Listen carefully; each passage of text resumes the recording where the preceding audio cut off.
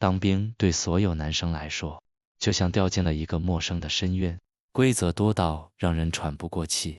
学长学弟制的生活是常态，最常听到的是，合理的要求是训练，不合理的要求是磨练。学长们总有用不完的理由玩弄刚来的新兵。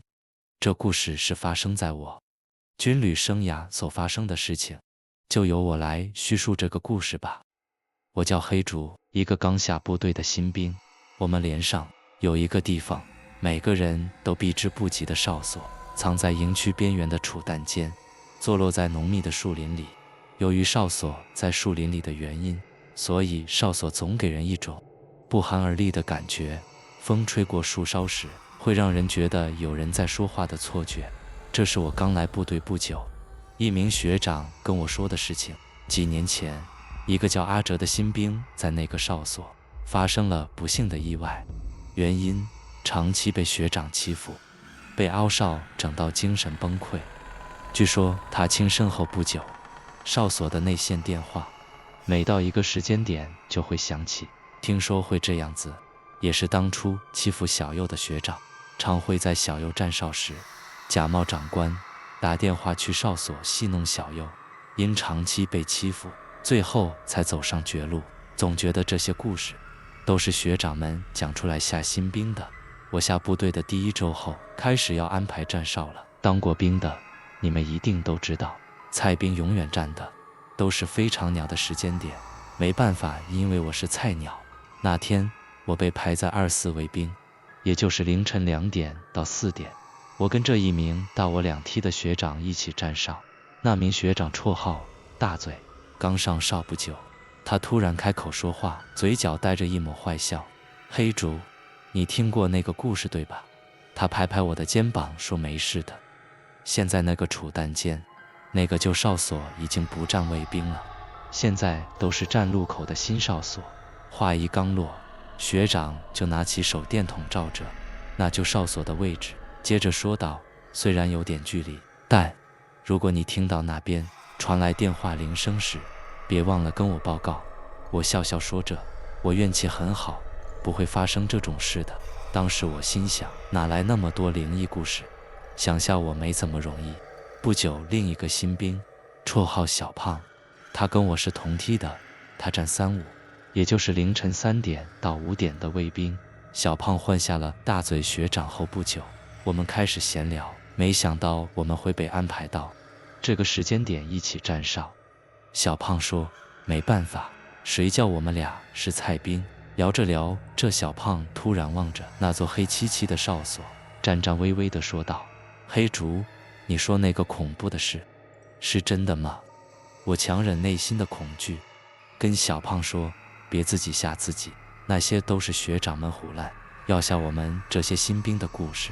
站完就回去睡觉。其实当下我内心里真的很害怕，只是不想让自己丢脸。我看着手表，时间1分1秒过去，突然我发现小胖紧握手里的枪，瞪大的眼睛说，黑竹，你有听到什么怪声吗？我摇了摇头，但其实我听到了一种很轻很轻的声音，但又不太确定是从哪边传来的，在刮着什么东西。我们俩同时看着旧哨所的方向，我吞了个口水，告诉自己只是风声。突然小胖抓住了我的手臂，黑竹，你看那边，他指着哨所的方向。我顺住他的手看过去，心脏差点停了。一个影子，好像有个影子站在旧哨所里，模糊，像个人形，但又不像。他动也不动。那是什么？小胖的声音已经带着哭腔。我咬着牙对小胖说，别乱想，可能只是树影。但我的腿已经开始发抖了，同时全身也不自觉地冒冷汗。就在我感觉空气下降至冰点时，那旧哨所的方向突然响起了一声，那刺耳的声音像刀子一样直接刺进脑中。我跟小胖同时僵住了。声音从哨塔传来的吗？但又像是从四面八方传过来。我感觉到一阵寒意从脚底窜到头顶。小胖突然大叫，黑竹跑，快跑！他拉着我就往外冲。我们头也不回地疯狂地拔腿狂奔。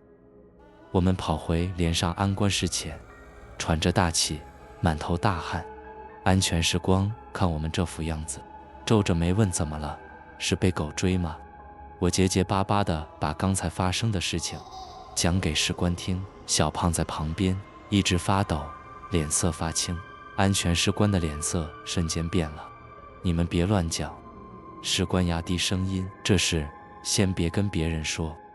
但我看得出来，士官的脸上表情像是在隐瞒什么事情，却又强装镇定。早上连上开始变得有点怪，有几个学长变得一反常态的安静。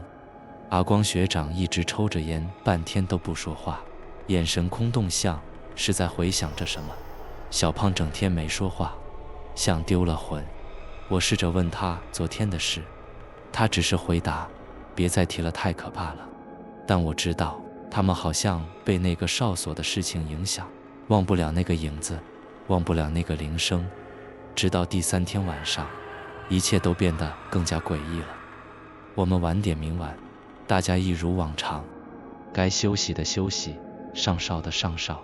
然而这一切好像才刚刚开始。就在大家睡到半夜时，寝室里的室内座机突然响起了声音。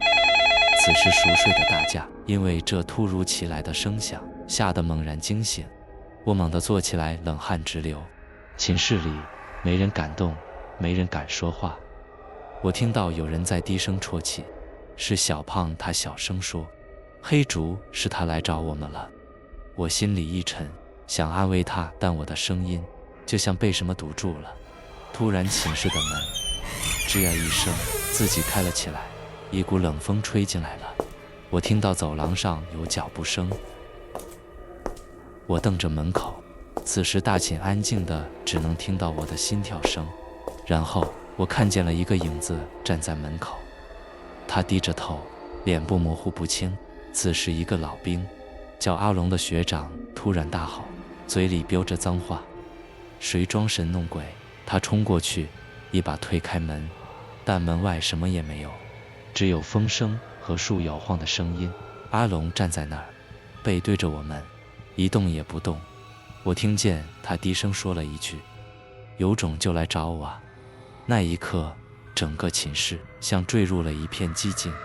隔天早上，大家都在议论昨晚发生的事情。后来，连长召开紧急集合，他脸色严厉地说：“谁再提昨晚的事情，就关禁闭。”当天晚上，听说连长有带人去那个旧哨所检查。阿光学长告诉我，连长在旧哨所里好像看到了一些东西。我问什么东西，阿光吐了口烟，只是淡淡地说：“你别问。”这件事之后的几天，一切变得很平静，安详的像似什么事情都没发生过。正当大家都快忘了这件事后，就在某一天的晚上，我刚下哨，时间是凌晨2点左右。我拖着睡意走在回大寝的路上，就在转角处，我突然遇到了阿龙学长。我跟他说：“学长，这么晚了，不睡觉是等要上哨吗？”但阿龙学长只是穿着迷彩服站在那，好像在跟人在谈话。但天色太昏暗，加上我又很想睡觉，就没太在意的进了大寝。在我卸完装备时，大寝的电话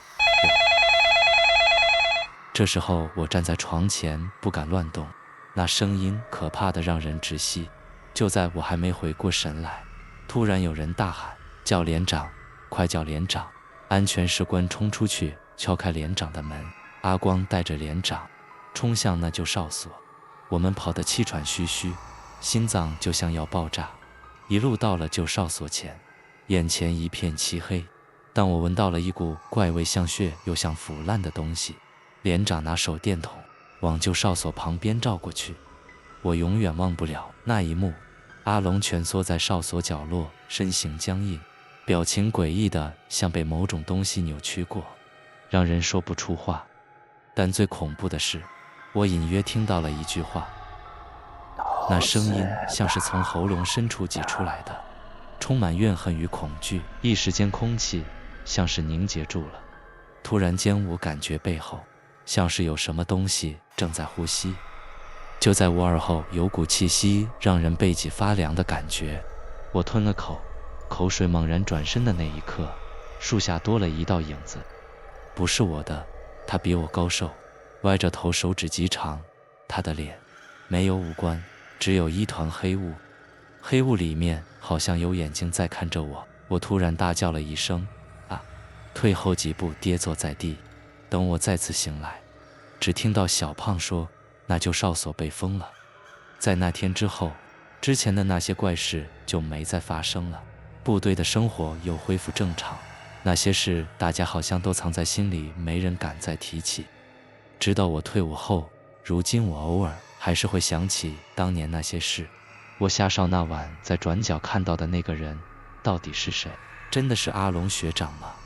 因为我看到他的地方，加上我走到我的床前，根本不到2分钟，为何他会在这么短的时间里出现在那个旧哨所中？